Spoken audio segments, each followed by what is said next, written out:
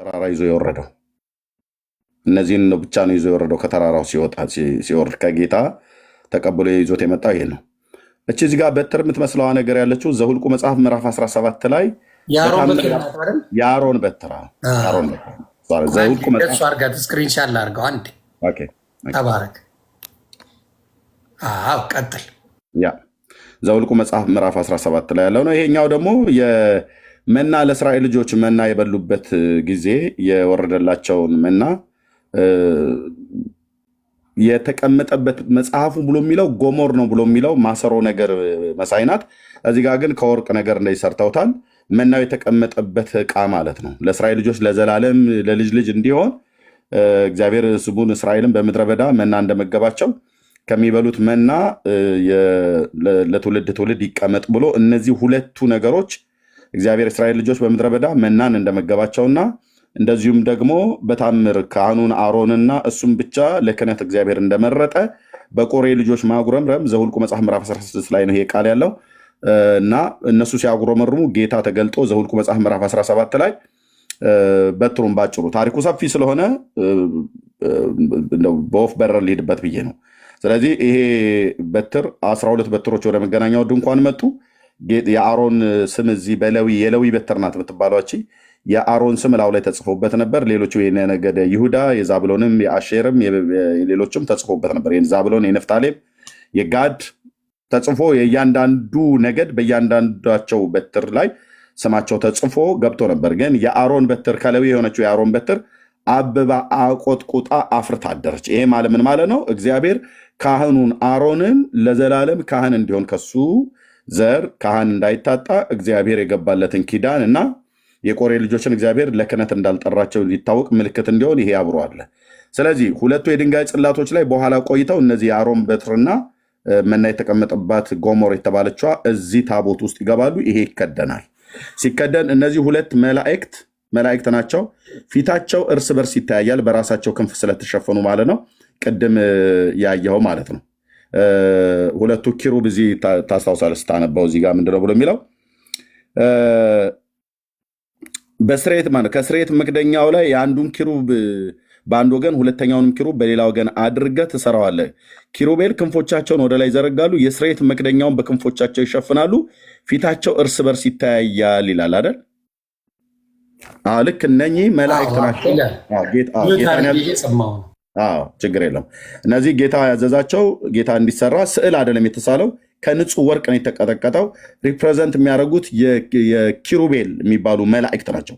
የእግዚአብሔርን ዙፋን የእግዚአብሔርን መንበር ይሸከማሉ ተብሎ በመጽሐፍ ቅዱስ ላይ ስታነብ በኪሩቤል ላይ የምትቀመጥ የሰራዊት ጌታ እግዚአብሔር ሲባል ሰምተን እናውቃለን አይደል? አንብበንም እናውቃለን። እና እነዚህ ሁለት መላእክት ከተቀጠቀጠ ወርቅ ተሰርተው ፊታቸው እርስ በርስ ነው የሚታየው። እነሱ ናቸው የሚታዩት፣ ፊታቸው አይታይም። ክንፎቻቸውን ወደ ላይ ይዘረጋሉ። ጌታ ምን አለው? በዚህ በስርየት መክደኛው ላይ ሆኜ ይቅርታ፣ በዚህ በስርየት መክደኛው ላይ ሆኜ በዚያ ምን እልሃለሁ? እነጋገርሃለሁ። እዚህ ጋር ማለት ናት እቺ ሴንተር ቦታ። በስርየት መክደኛው ላይ ሆኜ በዚህ እነጋገርሃለሁ። እዚህ ቦታ ላይ ደም ይፈስ ነበር። ይሆን የምን ደም? የእንስሶች፣ የኮርሞች፣ የፍየሎች፣ የጥጆች ደም እዚህ ሊቀ ካህኑ አምጥቶ እዚህ ጋር ይረጨው ነበር። ኦኬ፣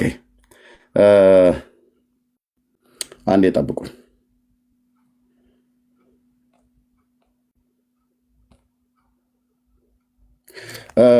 የኔ ሎጎ ምናልባት አስተውላችሁ አይታችሁት ከሆነ የኔ ሎጎ የተጠቀምኩበት ተናገሩ እውነቱን ብዬ ይሄ ታቦቱ ነው።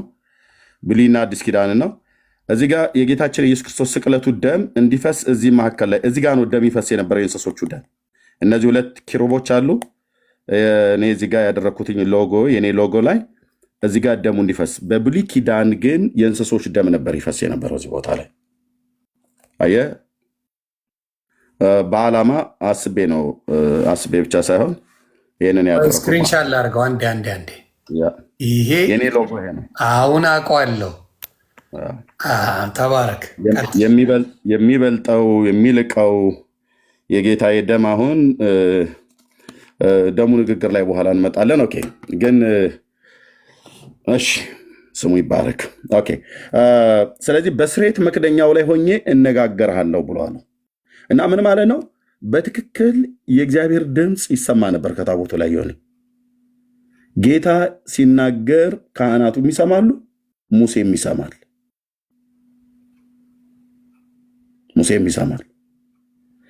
በጣም የእግዚአብሔር ክብር ቤቱን ሞልቶት ነበር።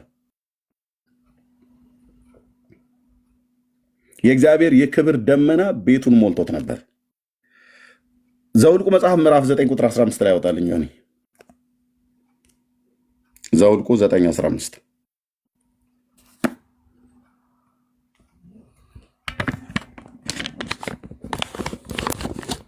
እግዚአብሔር በዛ እንዴት እንዳለ እንዴት የሚያስፈራ ግርማ፣ የሚያስፈራ ክብር፣ የሚያስፈራ የእግዚአብሔር ልዕልና በዚያ እንዳለ እንድናየው ማለት ነው። ዘውልቁ 9:15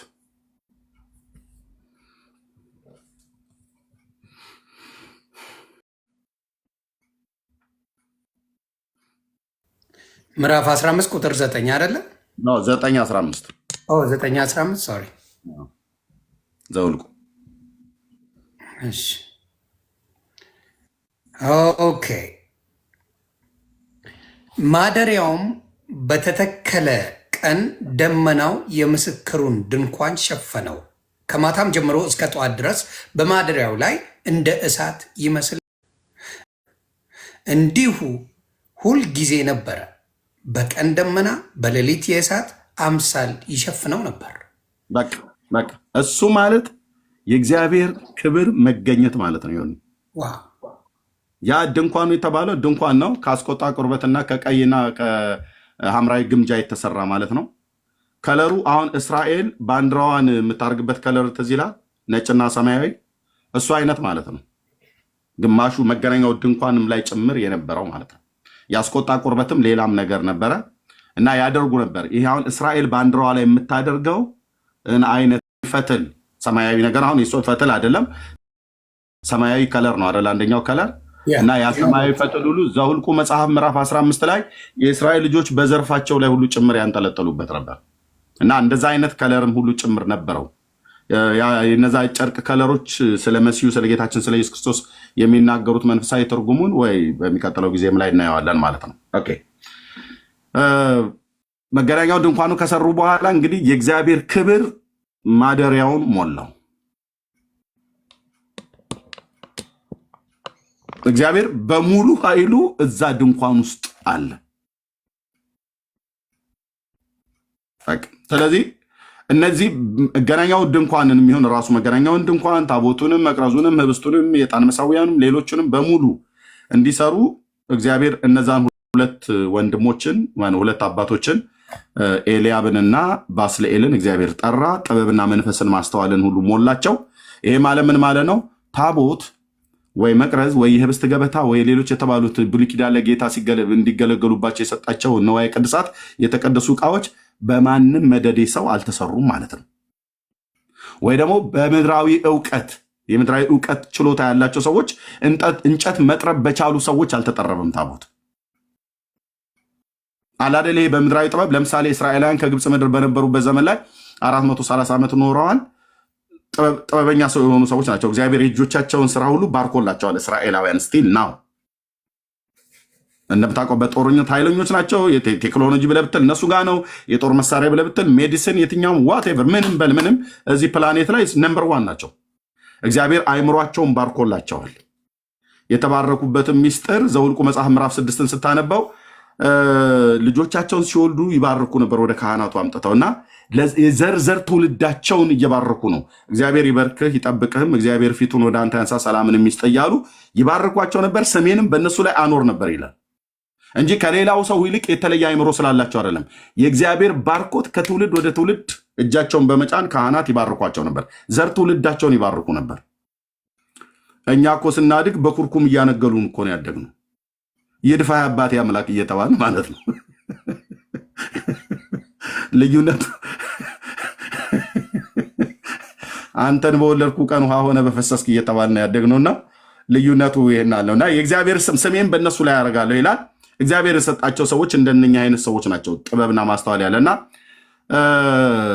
ይሄ ደግሞ ከትልቆቹ ከአባቶች ከአብርሃም ይስሐቅን ባርኮት ይስሐቅ ደግሞ ያዕቆብን ባርኮ ያዕቆብ ደግሞ 12ቱን አባቶችን ባርኮ ነው። ሁሉም አባቶች ዮሴፍ ራሱ ልጆቹን ባርኮ ነው የሞተው በግብፅ ምድር። ስለዚህ በግብፅ እንኳን በነበሩበት ሰዓት ላይ አንዳንድ የመጽሐፍ ቅዱስ ተማሪዎች እንደሚናገሩት የግብፅ ፒራሚድ በነሱ ዘመን በነሱ ልጆች እንደተሰሩ የሚናገሩ ሰዎች አሉ። ይህም ብቻ ሳይሆን ግን ራሱ ራሜስና ቶፌን የሚባሉ ከተሞችን ራሱ ፈርዖን በዛ ዘመን የነበረው የእስራኤል ልጆች ሰርተውለት ነበር። ሁለት ትልልቅ ጽኑ ከተሞችን ሰርተውለታል በዚያን ዘመን። ይሄ ማለት ምን ማለት ነው? በሸክላ ስራ፣ ህንፃ በማነጽ፣ ብረት በመቅረጽ፣ የተለያዩ ነገሮችን በማድረግ ሁሉ ጥበብ እግዚአብሔር በጣም አይምሯቸውን ስለባረከላቸው የግብፅን ራሱ ከተሞችን ሁሉ ጭምር ሳይቀር ሰርተውላቸዋል። እና በግብፅ ሳሉ በተማሩት ወይ ደግሞ በህይወት ኑሯቸው ውስጥ በተማሩት በዛ አይነት እውቀት ታቦትን አልሰሩለትም። ማለት በዓለማውያን እውቀት አይደለም የተሰራው። እግዚአብሔር ጥበብና መንፈስን ማስተዋልን በሰጣቸው ሰዎች በእነሱ በኩል ነው የተሰራው ማለት ነው ታቦቱ። እዚህ ጋር ጥያቄ አለኝ። የምጠይቅ ምንድን ነው፣ ሌሎች ታቦቶች መስራት ይቻላል? ተሰርቶ አይቻልም? እሱን ልመጣ ነው። ጥሩ ጥያቄ ነው ዮኒ። ስለዚህ ስንት ታቦት ነው የተሰራው? አንድ ታቦት ነው የተሰራው። ያ ታቦት የእግዚአብሔር የቃል ኪዳኑ ታቦት ይባላል። አንድ ታቦት ነው። ቅድም ያሳየው አይነት ሳጥን አንድ ሳጥን ነው። በዛ ሳጥን ውስጥ 2 የድንጋይ ጽላቶች አሉ። ዘግይተውም በኋላ ላይ ለልጅ ልጆች መታሰቢያ እንዲሆን በዘጸአት መጽሐፍና በዘኍልቍ መጽሐፍ ምዕራፍ 17 ላይ በታምር ያበበችው የአሮን በትርና መና የተቀመጠበት የወርቅ ጎሞር ወይ ደግሞ መሶብ ተብሎ አዲስ ኪዳን ላይ ተጽፏል። መሶብ ብለው ወደ በኛ ነው በሶብ ወርቅ ብለው ያሉት እንጂ የወርቅ ጎሞር ነው። ጎሞር ማለት ማሰሮ አይነት ነገር ናት። እነሱ ውስጥ ተቀመጡ። ከዛ ውጭ ታቦት የሚባል ነገር የለም። የእስራኤል ልጆች ይህንን አገልግሎት ስርዓት እግዚአብሔር ሰጣቸው። ከሲና ተራራ ጀምረው ሙሴ ነበረ። ሙሴ በህይወት እስከነበረበት ዘመን ድረስ ይሄ ታቦት ነበረ። በሄዱበት መንገድ ሁሉ ይዘውት ተሸክመውት ይወጡ ነበር። የሚሸከሟቸው ካህናት ሌዋውያን ካህናት ናቸው። እነዚህ ሌዋውያን ካህናት እግዚአብሔር ለአገልግሎት የመረጣቸው ሌዋውያን ካህናት ናቸው። እነዚህ ሌዋውያን ካህናት በመጀመሪያ ሌዊ ነገዱን ነው ሙሉ በሙሉ ጌታ ለክህነት የመረጠው። ከዛ ውስጥ ታቦት እንዲሸከሙ ምንድነው የመገናኛው ድንኳን እንዲጠቀልሉ፣ እንስሶች ሲታረዱ መስዋዕታቸውን እዛ ግማሹ እንዲበልት፣ ግማሹ የሚቃጠለው እንዲያቃጥል፣ የሚደፋውን እንዲደፋ፣ እሳትን የሚያነድ እንዲያነድ፣ እንጨትን ማለት ነው እሳት ያመጣሉ። እሳቱ ከሰማይ ነው የሚመጣው። እንጨትን ያመጣሉ፣ ይረበርባሉ፣ ያደርጋሉ፣ ካስማ ይነቅላሉ። ይሄ ዘኍልቍ መጽሐፍ ምዕራፍ 1 2 3 4 5 6 ላይ ባለው እያንዳንዱ በጣም የሰፋ ለእነማ የትኛው ነገድ የትኛው ቤተሰብ የትኛው ዘር እንደሆነ አሁን አብዛኛው መጽሐፍ ቅዱስ ሲያነብ የትውልድን ቁጥር እዛ አካባቢ ላይ እንትናን ወለደ ብሎ የሚለውን ይተወዋል። ኖ አይተውም። መጽሐፍ ቅዱስ ላይ ዮኒ ስታነብ የትውልድ ቁጥር እንዳትዘል ስሙን ሁሉ ጭምር አንብበው። ቦታዎች ተጠቅሰዋል እነማን እንደሆኑ። ምክንያቱም ስናስተምር በጣም ጥንፍፍ ያለ በጣም የተጨበጠ ጥምን የሚያረካ ትክክለኛ የሆነ ትምህርት ነው ማስተማር ያለብን የእግዚአብሔር ቃል እንደሚናገረው ማለት ነው። ስለዚህ ታቦት ተሸካሚዎች አሉ። ዕጣን የሚያጥን የአሮን ክህነት አለ። የሚባርኩ አሉ፣ የሚያስተምሩ አሉ፣ እንስሶችን የሚሰዉ አሉ። የተለያየ የስራ ድርሻ አላቸው። አንደኛው በሌላኛው ውስጥ አይገባም፣ በፍጹም አይገባም። ለእያንዳንዱ ድርሻ አለው የተሰጠው። እግዚአብሔር ድርሻ አለው የሰጠው። ልክ ለዊን ከጠራው በኋላ ለዊ ቀዓትና ጌዴሶን ሜራሪ የሚባሉ 3 ልጆችን ወለደ። ከቀዓት ወገን ደግሞ የሆኑት እና አንበረም እና ሙሴ የተወለደው ሙሴና አሮን ካህኑ፣ እነዚሁ ማርያም አለች። ሌሎቹ ደግሞ የጌዴሶን ዝርያዎች አሉ፣ የሜራሪ ዝርያዎች አሉ። እነዚህ የለዊ ልጆች ሆነው እነሱ ደግሞ በጣም የወለዷቸው የዘር ትውልድ ሐረግ ቅርንጫፍ ብራንች አለ። በዛ ብራንች ውስጥ አንደኛው የትኛው ምን እንደሚሰራ የትኛው ምን እንደሚያደርግ ጌታ በሰጠው ስርዓት መሰረት እያንዳንዱ በስርዓት ይጓዛል። እያንዳንዱ እንደተሰጠው ጥበብና በተሰጠው ስፍራ ያገለግላል። አንዱ በሌላኛው ውስጥ ብቅ ጥልቅ አይልም። እንዴት የሚያምር ስርዓት እንደሆነ ስታርበ እንዴት የሚያምር ስርዓት እንደሆነ ግን እጅግ አስፈሪ ነው። የእግዚአብሔር ክብር ስላለ ማለት ነው። ስለዚህ እግዚአብሔር በዚህ ይህንን የአገልግሎት ስርዓት ሰጣቸው። የአገልግሎት ስርዓት ሙሴ በነበረበት ዘመን ቀጠለ። ሙሴም ከሞተ በኋላ አገልግሎቱ ቀጠለ። ኢያሱ ተተካ። ኢያሱ ህዝቡን ይዞ ዮርዳኖስን ተሻገረ። ዮርዳኖስን ሲሻገሩ የእግዚአብሔር የቃል ኪዳኑን ታቦት ተሸክመው ሌዋውያን ካህናት ሲሄዱ ህዝቡ 40 ክንድ ርቀት እያደረጉ እንዲጓዙ ጌታ አዘዘ። የኢያሪኮን ቅጥር ዮርዳኖስን ተሻግረው በመጡ ሰዓት ላይ የኢያሪኮን ቅጥርም ደግሞ 7 ቀን ሲዞሩ ታቦቱን ሁሉ ይዘውት ዞሩ። መለከት ሁሉ ጭምር ነበረ፣ ተነፋ። ከዛ የኢያሪኮን ቅጥር ወደቀ። ከዛ ወደ ምድራቸው ገቡ ማለት ነው። ወደ ከነአን ምድር ገቡ። እንግዲህ የመጀመሪያው ድንኳን ሴሎ በሚባል በሰሜኑ እስራኤል በጁዲያ በሰማሪያ ላይ የተተከለ ቦታ አለ። በዛ ታቦቱ ነበረ። ይሄ ማለት በቅድመ ልደተ ክርስቶስ ከሰለሞን ዘመን በፊት ሰለሞን ላይ 480 ዓመት ይላል። እስራኤል ከግብፅ ምድር ከወጡ 480 ዓመት በሆነ ጊዜ ይላል። አንደኛ ነገሥት መጽሐፍ ምዕራፍ 6 ማለት ነው። ሰለሞን ከመንገሱ በፊት ዳዊት ነግሷል። ዳዊት ከመንገሱ በፊት ሳኦል ነግሷል። ሳኦል በነገሰበት ዘመን ዘመነ መሳፍንት ነበር ያለው። ያው ዳዊትና ሳኦል በነገሱበት ዘመን ነቢዩ ሳሙኤል ነበር። ሳሙኤል በነበረበት ዘመን የእግዚአብሔር ቃል ኪዳኑ ታቦት በሴሎ ነበር የነበረው። ቦታው ሴሎ የተባለው ሺሎ የሚባለው ደቡቡ ክፍል ላይ 2 አይነት ቦታ አለ። ሴሎ ሰሜኑ እስራኤል ሰማሪያ ውስጥ ያለው ቦታ ማለት ነው። እና እዛ ቦታ ላይ የመገናኛው ድንኳን ተተክሎ ነበር። የእግዚአብሔር ቃል ኪዳኑ ታቦት በኤሊ ዘመን እዛ ነበር። ከዛ በኋላ ነው እንደገና ደግሞ በሳኦል ዘመን አልፈለጉትም። ሳኦል ሞተ። ዳዊት ከተተካ በኋላ ዳዊት የመገናኛውን ድንኳን ከዛ ከሴሎ አምጥቶ ለመጀመሪያ ጊዜ ኢያቡሳውያንን አሁን ያለችዋ ኢየሩሳሌም መስጊዱ ያለበት ቦታ ይታያል። መቅደሱ ያለበት ቦታ ነው። አሁን የእስላሞቹ መስጊድ የተሰራበት አላስካ መስጊድ የተሰራበት እዛ ቦታ ላይ ኢያቡሳውያን የሚባሉ ጎሳዎች ይኖሩ ነበር። ኢያቡሳውያንን ዳዊት ተዋግቶ አሸነፈ። ያን ቦታ ለመጀመሪያ ጊዜ ዳዊት ነው ያንን ቦታ የያዘው። የመገናኛውን ድንኳን ከሴሎ አምጥቶ እዛ ተከለ። ያ ቦታ የመገናኛው ድንኳን የተተከለበት ቦታ በአንደኛ ዜና መጽሐፍ ምዕራፍ 21 ላይ የኢያቡሳዊ የኦርና ውድማም ተብሎ ይጠራል። ኦርና የሚባል ሰውዬ ነበረ። ወይ ደግሞ በዘፍጥረት መጽሐፍ ምዕራፍ 22 ላይ እግዚአብሔርም ቃል እንደሚናገር አባታችንና አብርሃምን እኔ ወደማሳየ ወደ ሞሪያ ምድር ይዘው ውጣ፣ እኔ በማሳየ ተራራ ላይ ሰዋለው ይላል።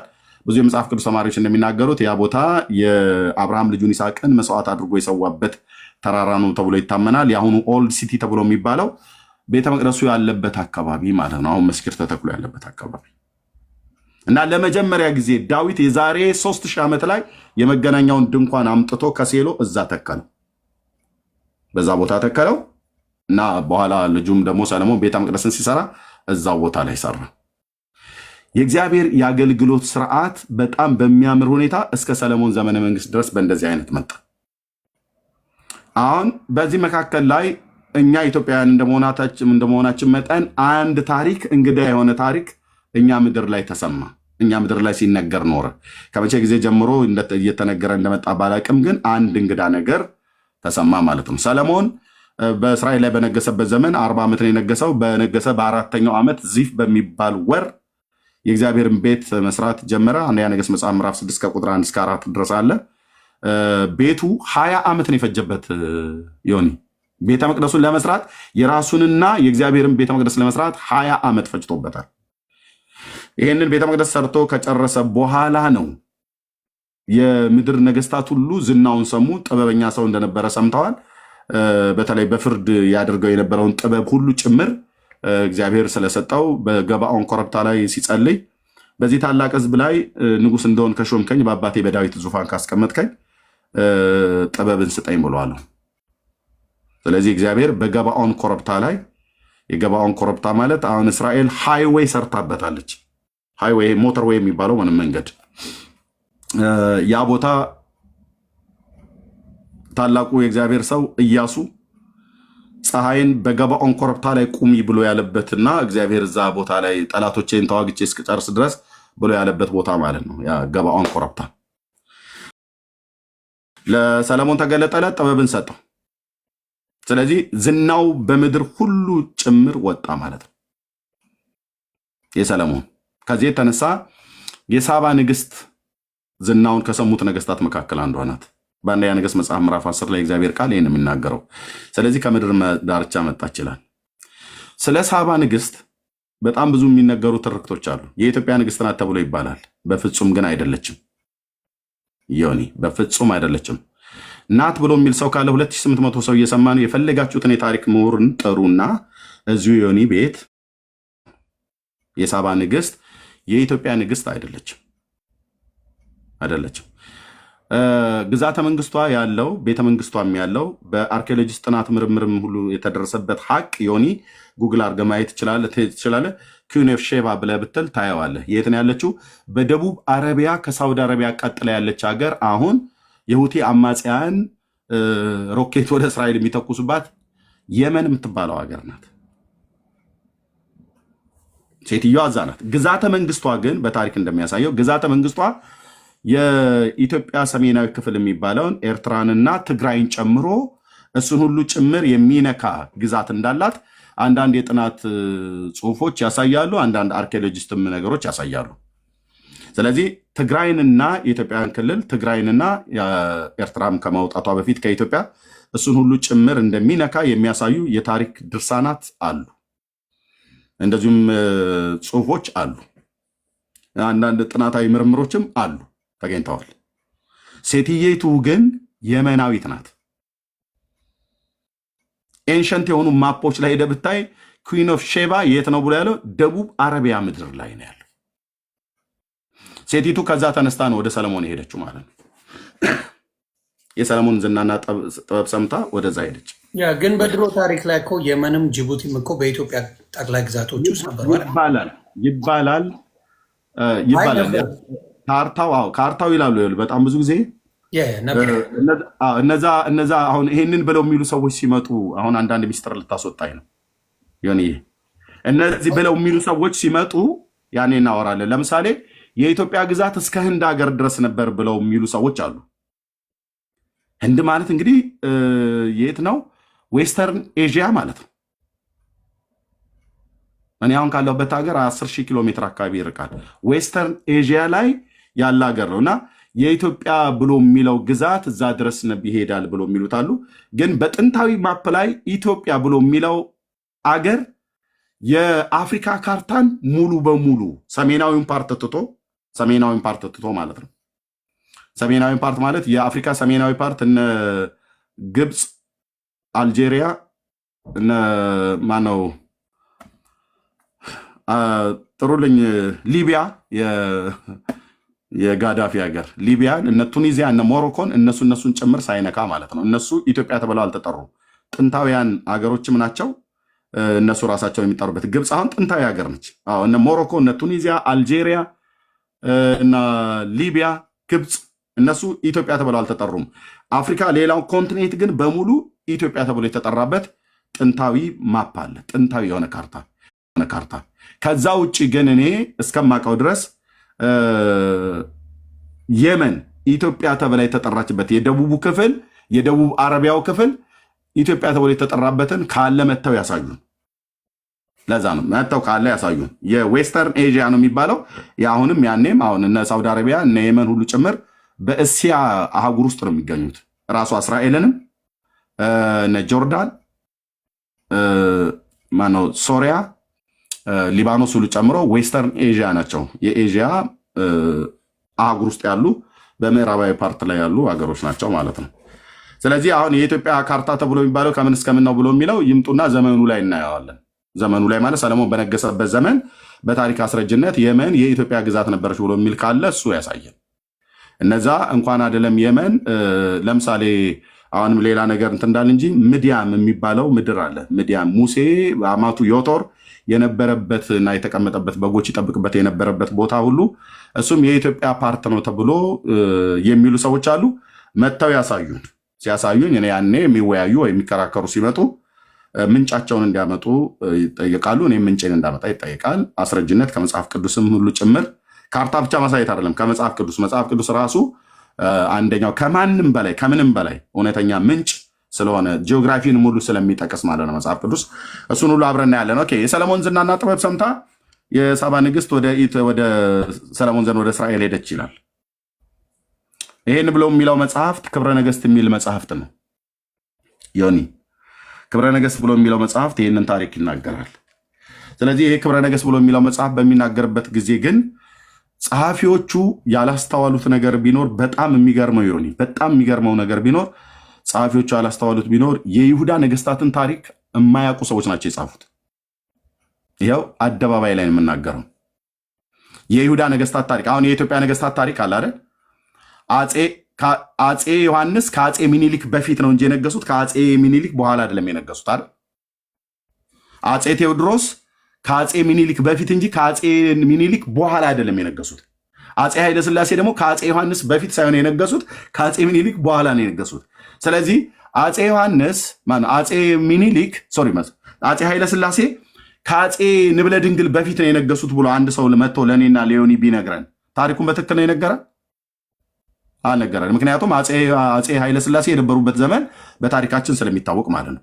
አፄ ንብለ ድንግል የነበሩበት ዘመን ደግሞ የትየለሌ ነው፣ በጣም ርቀት።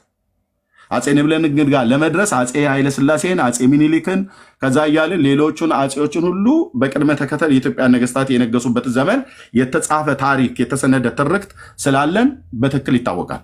ስለዚህ የክብረ ነገስት ጸሐፊዎች ወይ ደግሞ ታቦት ወደ ኢትዮጵያ መጣ ብሎ የሚለውን ትርክት የጻፉ ሰዎች የይሁዳ ነገስታት የእስራኤል ነገስታት ውስጥ የእስራኤል ነገስታት እስራኤል ለሁለት ስለተከፈለች ጁዲያና ሰማሪያ ተብሎ ስለተከፈለ የጁዲያውን ፓርት ሲጠሩ የጠሩበት አጠራር ሰለሞን ከነገሰ በኋላ ያሉ የይሁዳ ነገስታትን የዘመን ታሪክ ቢያውቁና በዛ በይሁዳ ነገስታት ዘመን ታቦቱ እዛ እስራኤል ውስጥ እንዳለ ቢያውቁ ኖሮ ችን ታሪክ ባልጻፏት ነበር።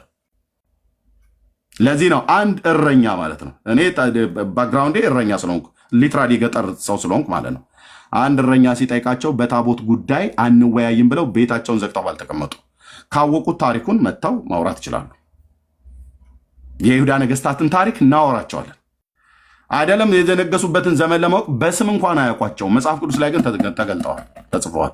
በነዛ ነገስታት ዘመን ታቦቱ ነበር። ዮኒ በሰለሞን ዘመነ መንግስት የሳባ ንግስት ወደ ኢትዮጵያ ሄደችና ወደ ሰለሞን ሄደችና በሰለሞን ዘንድ ቆይታ አድርጋ ከዛ አስረግዟት። ባጭሩ ያው ሰለሞን ሴት ይወዳል ተብሎ የሚባል ትርክት የወደቀ ዛፍ ምሳር ይበዛበታል ብለው እንደሚሉ ሶል በሴቶች ጉዳይ ስስ ነው እና ቢዚ ሆኗል በዘመኑ ማለት ነው። ባልታዛር ነበር እንዴ?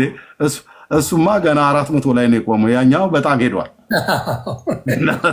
እና ሰለሞን ዘንድ ሴት በሰላም ሄዳ አትመለስም ብሎ በሚል አይነት ትርክት ታውቃለህ፣ ከንግስቲቱ ጋር ብቻ ሳይሆን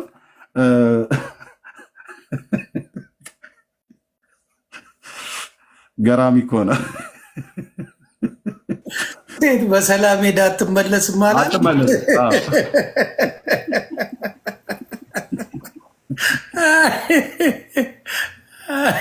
የታሪኩ ጸሐፊዎች እንዴት አድርገው ሰለሞን እንዴት እንደተገናኛት ለመተረክ የተረኩበት ትርክት እና የሚፋጅ ነገር ምግብ አበላት ይላል ታሪኩ። በቅኔ ትምህርት ቤት ሁሉ ጭምር ሳይቀር ሲተረክልም ማለት እና ጨው የበዛበት የሚፋጅ የሚል ነገር ይሄ እንደ ቃሪያ አይነት ነገር እሱን አበላትና ውለታቸው ምንድነው? ማንም ውሃ ቢጠማው በሌሊት ተነስቶ ውሃ እንዳይጠጣ ይህንን ቃል አስገባትና ከዛ ሴትዮ ሌሊቱ የበላቸው ነገር ጨው የበዛበት ነገር ነበርና ጥሙ ሲያንገበግባት ቃል ኪዳኗን አፍርሳ ተነስታ ውሃ ልጠጣ ስትል ወደ እንስራው እጇን አለ ወደ እንስራው እጇን ስዘረጋ ንጉሱ አፈፍ አድርጎ ያዛትና እዛው ጋር ተኛት ይላል። አሁን ይህንን አሁን እኛ ላይ ሙድ እየያዙ ነው ወይ ታሪክ እየተረኩ ነው? በጣም ነው የሚያበሳጭ። ሲጀምር እንስራው የላቸውም እንደዚህ ብለው ሲተርኩ እኮ ለራሳቸው መሰቅጠጥ አለበት እኮ። እንደ ክብር ነው የሚያወሩት። በጣም እንደ ክብር ሲያወሩት ያሳዝናል። በእውነት ነው የምልህ። ምን አይነት ክብር ነው አሁን ይሄ ክብር? ያሳዝናል። እንስራው ንጉሱ ትራስጌ ነው እንደሚያደርግ ሰለሞን የሚታኛ እንስራው ጋር ያጫወታት እንዴ? ያው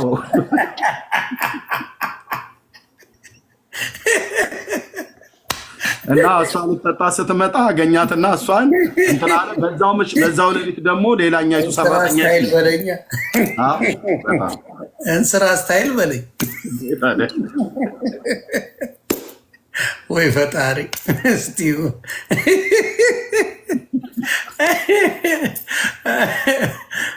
እነሱ ናቸው የጻፉት። ምንም አይጽፉት ነገር አለ። ጎበዞች ናቸው። በታሪክ ይህን ሁሉ ይተረካል። በጉባኤ ትምህርት ቤት ሁሉ ጭምር ሲተረክልን የኖረው እና ደግሞ እሷም ጠጥታ ስትሄድ ደግሞ ሰራተኛይቱ ደግሞ በዛው ሌሊት ውሃ ጠማት። አብራት የሄደችው የንግስቲቱ ሰራተኛ እሷንም አግኝቶ ሰለሞን ድው አረገ ይሉሃል። እና ሰለሞን ዘንድ በሰላም ሄዳ የምትመለስ ሴት የለችም ብለው ያው የወደቀ ዛፍ ምሳር ይበዛበታል። አይ እንግዲህ ሰለሞን አንዴ ሴት ይወዳል ተብሏል። ምን እናደርጋለን ብለን በግርድምድም ያዝኑ ታሪኩን እና እዛ ወደ ኢትዮጵያ መጡ። ታዲያ ሰራተኛዋ አላረገዘችም? አርግዛለች፣ ወልዳለች። ግን የእሷን እንዴት እንደሸፈኑት ነው በጣም የሚገርም ነው። ወልዳለች እሷም ወልዳለች ይላል። ኦኬ። እና መጣ። ያው በይነልህም የተባለው ቀዳማዊ ሚኒሊክ ተወለደ አሉን።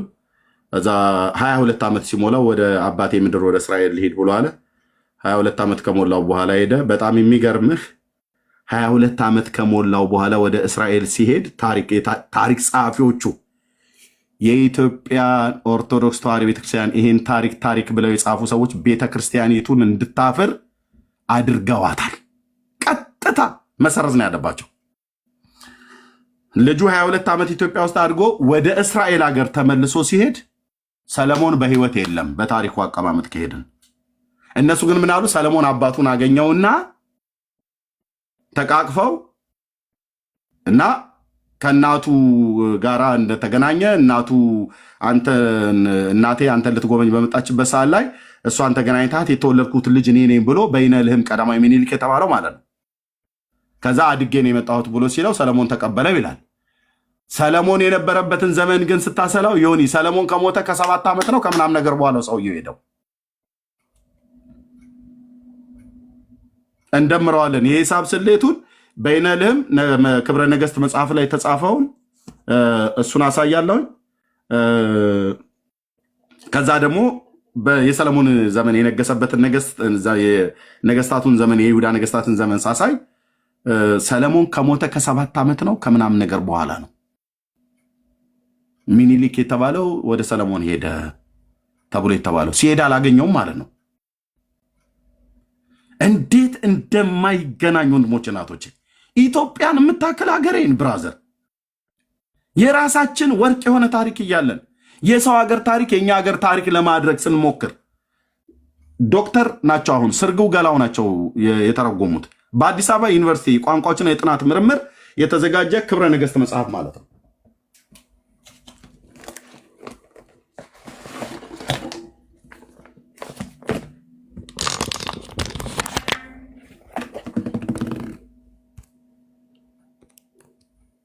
እንዴ ሼም የለም እንዴ? በእውነት ኢትዮጵያ የታሪክ ሰው የላትም እንዴ? በደንብ ነው እንጂ ሊኖራ። ይሄ በዩኒቨርሲቲ ደረጃ እንደዚህ ታትሞ ሲወጣ ማለት ነው። ይህን ታሪክ ከየት ነው ያገኙት? ከኢትዮጵያ ኦርቶዶክስ ታሪክ ሳይሆን ክብረ ነገሥት የሰለሞንና የንግስቲቱን ታሪክ የሚናገርበት የኢትዮጵያ ቋንቋዎች ጥናትና ምርምር ማዕከል አዲስ አበባ ዩኒቨርሲቲ ተርጓሚው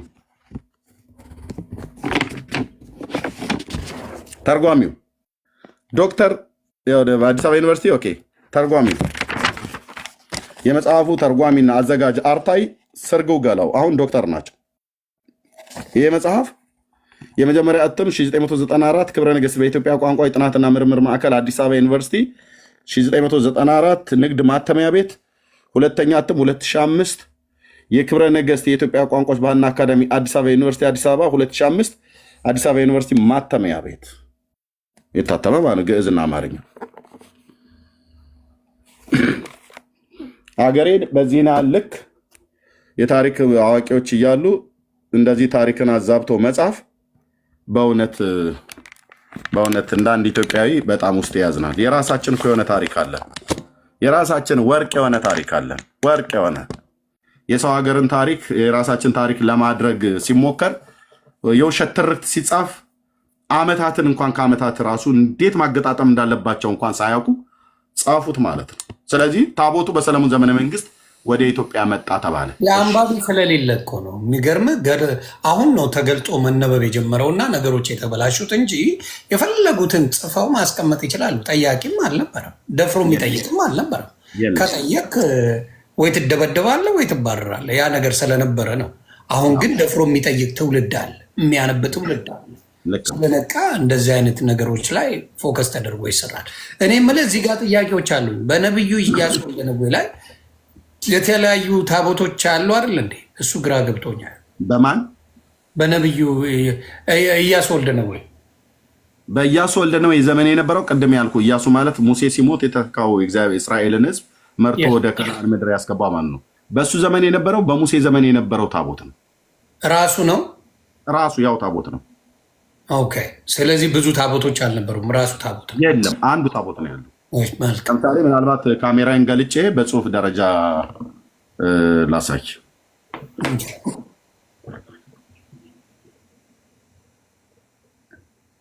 አይ እኔም ማንበብ እችላለሁ ካስፈለገ። አይ ማንበቡንም እናነባዋለን፣ ግን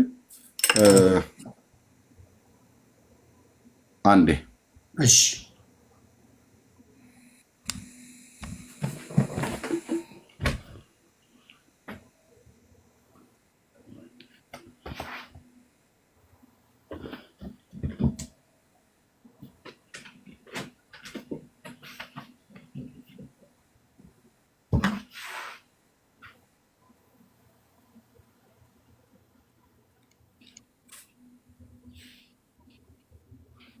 ኦኬ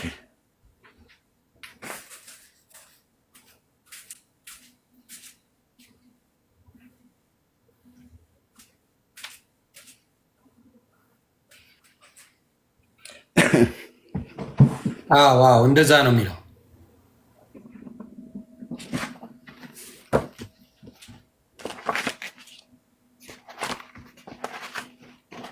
ራሱ ታቦት ነው።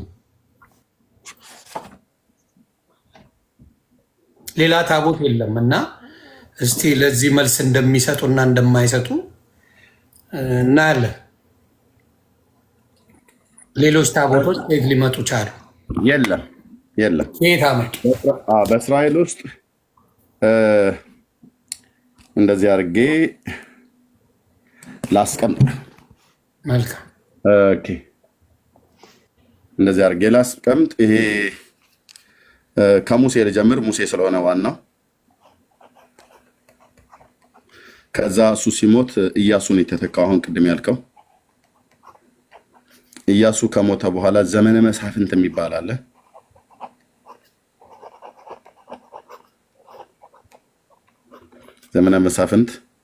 ዘመነ መሳፍንት ካለቀ በኋላ በዘመነ መሳፍንት መጨረሻ አካባቢ ላይ ሳኦል ተነሳ፣ ንጉሱ ማለት ነው ሳኦል። ከዛ ዳዊት፣ ከዛ ሰለሞን።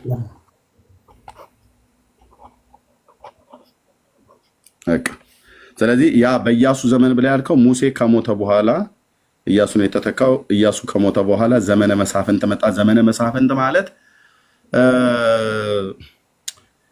በጣም በቃ በአጭሩ ይሄ ዘመን የድብልቅልቅ ዘመን ማለት ትችላለህ። በቃ ምንም መሪና ተመሪ ያልታወቀበት ማለት ነው። በየጊዜው እግዚአብሔር መስፍን ያስነሳላቸዋል፣ ይሞታል፣ እንደገና መልሰው እንትን ይላሉ፣ ይሞታል። ሰው ሁሉ በፊቱ መልካም መስሎ የታየውን ሁሉ የሚያደርግበት ዘመን ነበር ይላል መጽሐፍ ቅዱስ ሲናገር። ስለዚህ የእስራኤል የመሳፍንት ዘመን ነው እሱም።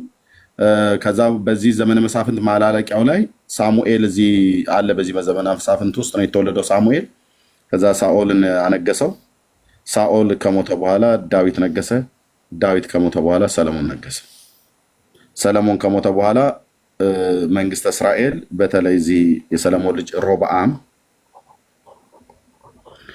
የሚባለው ንጉስ ከነገሰ በኋላ መንግስተ እስራኤል ለሁለት ተከፈለ። 10 ነገድን እና 2 ነገድ፣ 2 ነገድ እና 10 ነገድ። 10 ነገድ እስራኤል ተብሎ ተጠራ። የ2ቱ ነገድ ጁዳ ወይ ደግሞ ይሁዳ ተብሎ ተጠራ። መናገሻው ኢየሩሳሌም ሲሆን መናገሻቸው ሰማሪያ ሆነ፣ ሰሜኑ ክፍል። ኦኬ ይሄ ዘመን እዚህ ጋር የሆነበት ሰለሞን ሳኦል ከ1050 እስከ 1010 ዘመነ መንግስት ቅድመ ልደተ ክርስቶስ ነገሰ። ዳዊት ከ1010 እስከ 970 ነገሰ ዳዊት። ሰለሞን ከ970 እስከ 930 ነገሰ እስራኤል።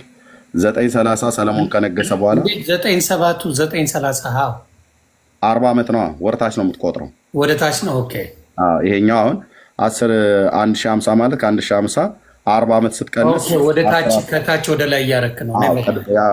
ቢሲ ቢፎር ክራይስት ብሎ ያለው ቢሲን ወርታች ነው የምትቆጥረው። እንደ አረቦቹ ነው እየቆጠርክ። እንደ አረቦቹ ወርታች እያለቀ ነው ቢፎር ክራይስት ማለት ነው። 1050 እስከ 1010 ሳኦል ነገሰ። ከ1010 እስከ 97 ዳዊት ነገሰ። ዳዊት ከሞተ በኋላ ደግሞ ልጁ ሰለሞን ከ97 እስከ 930 ነገሰ። ከ930 በኋላ ይሄ ሰለሞን ልጅ ሮብዓም ከነገሰ በኋላ ነው መንግስት እስራኤል ለሁለት ተከፈለ።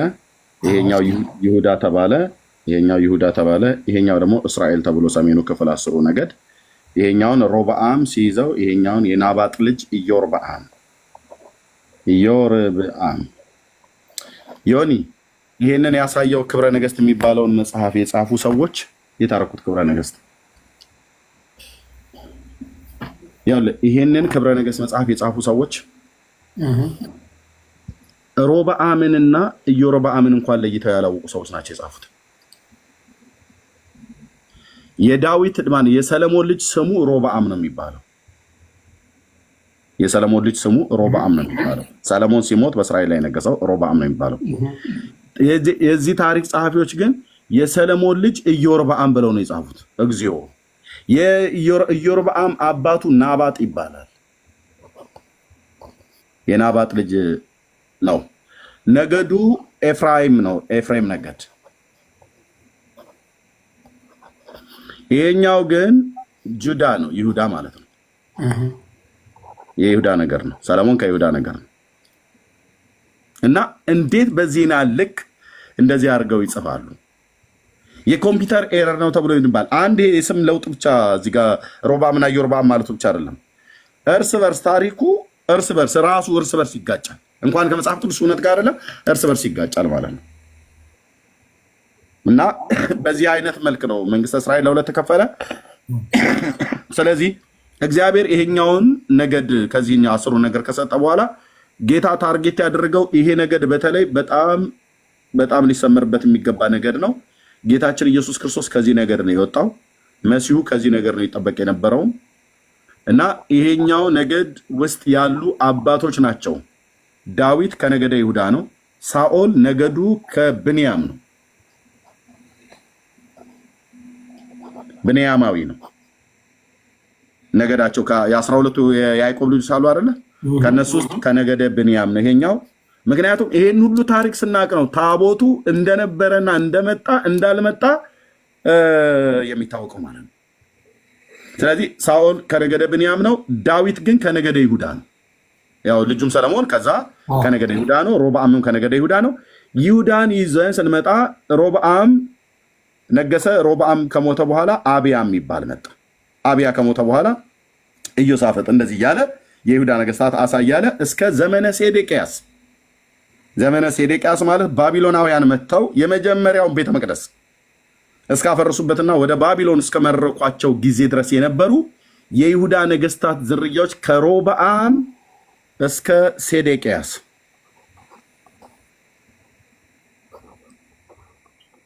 ዜዴክያ የባቢሎን ንጉስ ናቡከደነጾር ያወጣለት ስም ነው። የኢዮስያስ የልጅ ልጅ ነው። 11 ዓመት ላይ የነገሰው። በ586 ቅድመ ልደተ ክርስቶስ ባቢሎናውያን መጥተው ቤተ መቅደሱን ሲያፈርሱት ይህንን ንጉስ ንጉሱ የናቡከደነጾር አይኑን ጎልጉሎ አውጥቶ ወደ ባቢሎን ማርኮት ወስዶታል። ምን ልትለን ነው ብለህ ካልክ በዚህ መካከል ከሮብዓም ዘመን ጀምሮ እስከ ሴዴቅያስ ዘመን ድረስ ወደ ከ15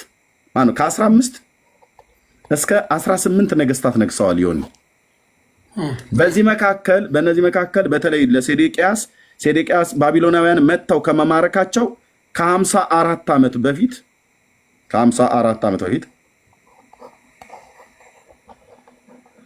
እዚህ ጋር ኪንግ ጆዛያ ወይ ደግሞ ኢዮስያስ የሚባል የይሁዳ ንጉስ ነበር። ከ640 ቅድመ ልደተ ክርስቶስ ላይ የነገሰ ማለት ነው። ኦኬ ምን ልናይ ነው? እሱ በነገሰበት ዘመን የእግዚአብሔር የቃል ኪዳኑ ታቦት አለ። ሰለሞን እዚህ ጋር ነው አይደል ያለው? ዮኒ በሰለሞን ዘመነ መንግስት ታቦት ወደ ኢትዮጵያ መጥቷል ብለውናል አይደል? አዎ። ታቦቱ ስንት ነበረ ነው ብለን ያሉ በቁጥር አንድ የአንድ ታቦት ወደ ኢትዮጵያ ከመጣ እስራኤል ታቦት የላትም ማለት? አዎ እስራኤል ታቦት የላትም። በሰለሞን ዘመነ መንግስት ወደ ኢትዮጵያ መጥቷል። ወደ ኢትዮጵያ ከመጣ እስራኤል ታቦት የላትም። ያውም ተሰርቆ ነው የመጣው ይላል ይሄ መጽሐፍ። ሲመጣ ተሰርቆ ነው የመጣው። ኦኬ ታቦት ከሌላት እንግዲህ ከዚህ በኋላ በእስራኤል ውስጥ ታቦት ብንበረብር አናገኝም ማለት ነው። ትክክል። ኦኬ ይሄ ንጉስ በነገሰበት ዘመን በ640 ቅድመ ልደተ ክርስቶስ ማለት ነው። ኢዮስያስ በነገሰበት ዘመን ታቦቱ እዛው ኢትዮጵያ እስራኤል ምድር ላይ ነበር ይላል። ምን ላይ ነው?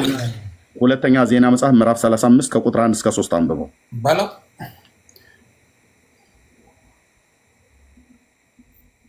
ታዲያ እንደዚህ እየተነተንክ እንዴት ብለው ይምጡ?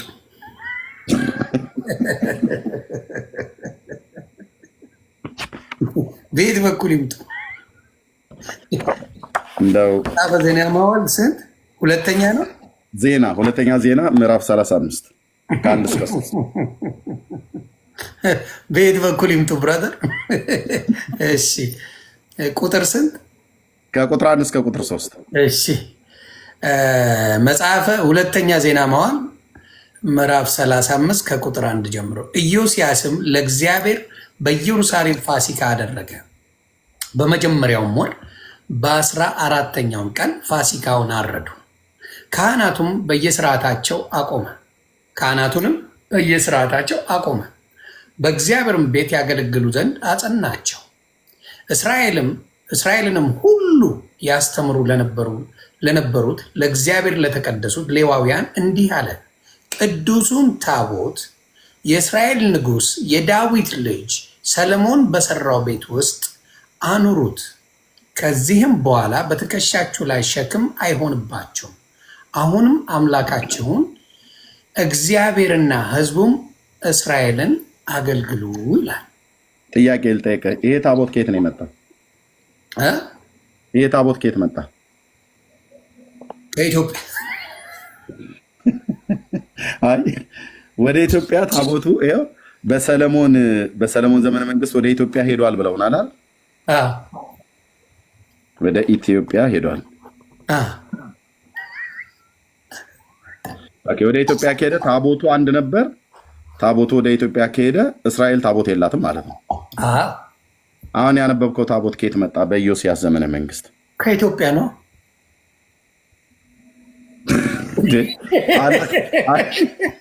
ኢትዮጵያማ አሁንም አለኝ እያለች ነው። ተመልሶ ሄደዋል። እንደገና እስራኤላውያን መጀመሪያ ፈለጉትና እስራኤላውያን ለኢትዮጵያ ጠየቁ። ከዛ ኢትዮጵያ ወደ እስራኤል ወሰደችው። ከዛ ደግሞ ሲጨርሱ መልሳ ኢትዮጵያ አመጣችው።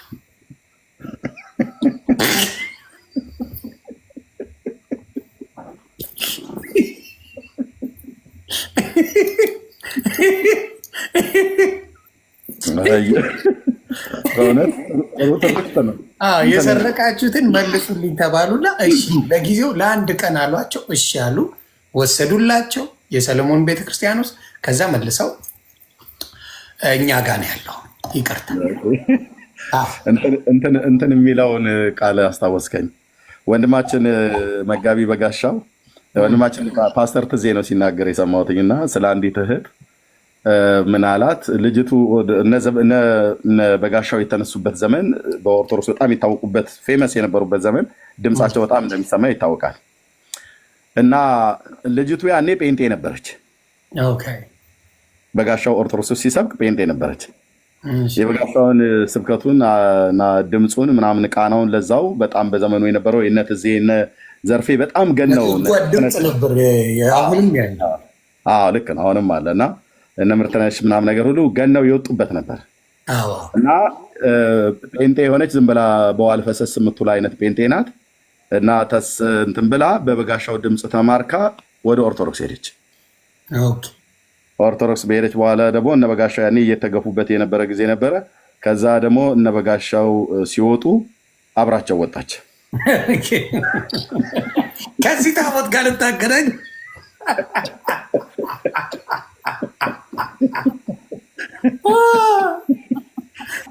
እና ከዛ በመጀመሪያ ነበርኩኝ፣ ከዛ መጣሁ ወንጌላዊ ነበርኩ። ነገር ይገባኛል ቶሎ ነው እና ከዛ ወደዚህ መጥቼ በዚህ ገብቼ ምናምን ብላ ስትል መጨረሻ ላይ አሁን ያው አንተን ተከትዬ መጣሁ ብላ ስትላት ይቅርታ አድርጊልን ይቅርታ ስላጉላላንሽ ብሎ አላት አሉ።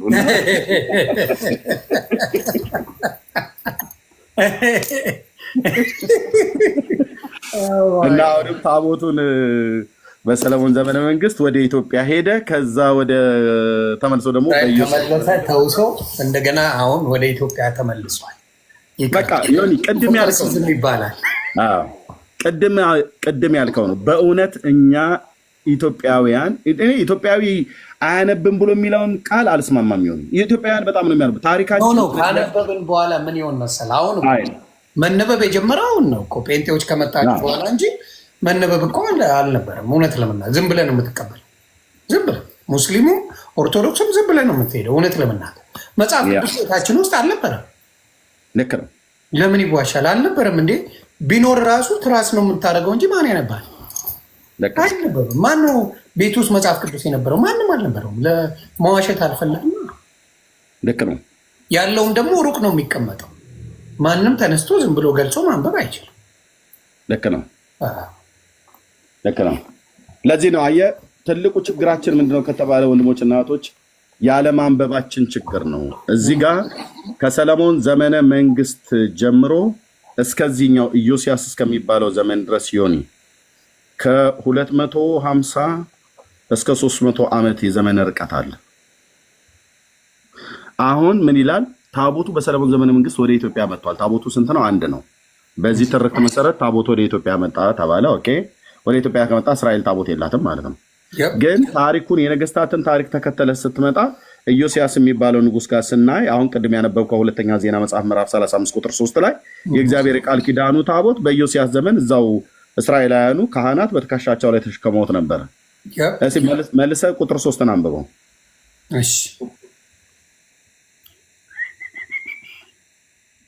ቁጥር 3 እስራኤልንም ሁሉ ያስተምሩ ለነበሩት ለእግዚአብሔርም ለተቀደሱት ሌዋውያን እንዲህ አለ። ቅዱሱን ታቦት የእስራኤል ንጉሥ የዳዊት ልጅ ሰለሞን በሰራው ቤት ውስጥ አኑሩት። ከዚያ በኋላ በትከሻችሁ ላይ ሸክም አይሆንባችሁ። አሁንም አምላካችሁን እግዚአብሔርና ሕዝቡን እስራኤልን አገልግሉ ይላል። ያ ስለዚህ በትከሻችሁ ላይ ምን አይሆንባችሁ ብሎ አለ? ሸክም። ለምን ይመስላል በትከሻቸው ላይ የሚሸከሙት? ለምን በሰለሞን ቤተ መቅደስ ውስጥ ለምን አስቀምጡት አላቸው? ቤተ መቅደስ ውስጥ አልነበረም ማለት ነው ታቦቱ? እንግዲህ እሱን አስረዳኝ፣ አላውቅም። ያ ኦኬ፣ አንዴ ቆይ። እሺ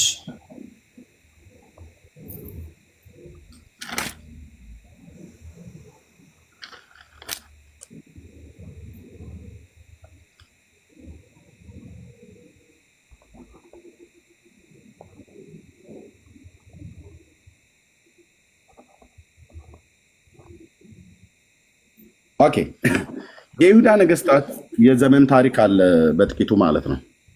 ሰለሞን ከሞተ በኋላ ልጁ ሮብዓም ነገሰ። ሮብዓም ሲሞት አብያ ነገሰ። አብያ ሲሞት አሳ ነገሰ። አሳ ሲሞት ኢዮሳፍጥ ነገሰ። ኢዮሳፍጥ ሲሞት አካዚያስ ነገሰ። አካዚያስ ሲሞት ኢዮአስ ነገሰ። እንደዚህ እያለ ኦዚያን ምናምን ነገር ህዝቅያስ፣ ምናሴ፣ አሞጽ እያለ ኢዮስያስ ጋር ይደርሳል ማለት ነው። ከኢዮስያስ ቀጥሎ ደግሞ ኢዮአቄም፣ ዮአኪን እና ዜዴቃያ እዚህ ጋር ይደርሳል ማለት ነው። ባቢሎናውያን መጥተው እዚህ ጋር ከመማረካቸው በፊት ኦኬ።